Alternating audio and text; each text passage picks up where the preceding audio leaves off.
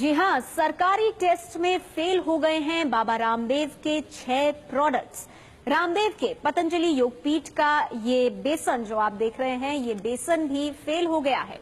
इतना ही नहीं, बेसन की हम बात नहीं कर रहे हैं, और भी जो उत्पाद वो बनाते हैं जैसे कि कच्ची घानी सरसों के इस तेल पर भी रिपोर्ट पे सवाल उठाए गए हैं। ये है कच्ची घानी का सरसों का तेल और इस पर भी सवाल उठाए गए हैं। और कमोबेश यही हाल है इस पाइनएप्पल जैम का भी। ये पाइनएप्पल का जैम जो कि फेल हो गया है, वो टेस्ट जो उत्तराखंड खाद्य विभाग ने किया है। इतना ही नहीं, नमक, काली मिर्च, लीची का शहद, ये तमाम वो उत्पाद हैं जिनके सैंपल्स फेल हो गए हैं। आइए आपको दिखाते हैं हमारी ये खास रिपोर्ट।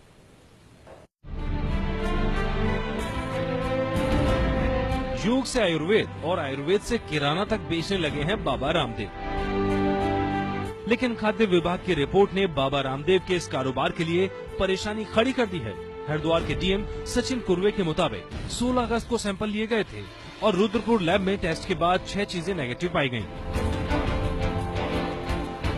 जो चीजें खाद्य विभाग के पैमानों पर खरी नहीं उतरी वो है नमक, काली मिर्च और बेसन। सैंपल की जांच के बाद पाइनएप्पल के जैम को भी फेल करार दिया गया।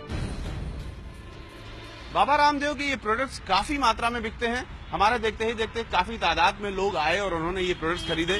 इनमें से जो सबसे ज्यादा बिकने वाला कड़वा तेल है, उसके साथ साथ ये बेसन है। आप देख सकते हैं मेरे हाथ में आधा किलो का बेसन है, 45 रुपए इसका दाम है। इसी तरीके से ये पाइनएप्पल जैम है जिसको कि हरिद्वार प्रशासन ने नेगेटिव पाया है, 70 रुपए इसका दाम है, आधा किलो का है। इस तरीके के जो प्रोडक्ट्स हैं वो खूब लोकप्रिय भी हैं और काफी तादाद में बिक भी रहे हैं।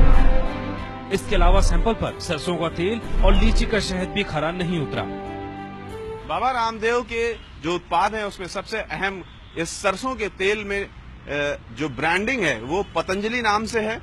लिखा हुआ है कच्ची घानी प्योर मस्टर्ड ऑयल, असली सरसों की झांस, असली सरसों का स्वाद, 100% शुद्धता का भरोसा। ये इस पर लिखा हुआ है, 100% शुद्धता का भरोसा। और ये जयपुर से बनी हुई है। राजस्थान के जयपुर में इसका मैन्युफैक्चरिंग होती है, प्रोसेस्ड होता है और पैकिंग होती है। मस्टर्ड ऑयल के सापेक्ष में तो उन्होंने स्पेशल रिपोर्ट में ये आया है कि ये बना कहीं और है करके, और उसके सापेक्ष जो यूज किया गया है यहाँ पे नाम, तो यहाँ का किया है, बना कहीं और पे है, ऐसा ही आया है। तो इसमें काफी सारी चीजें हैं कि भाई यहाँ पे मैन्युफैक्चरिंग का कहीं टाइप तो नहीं है, ये सारी चीजें भी है, इसको भी हम देखेंगे।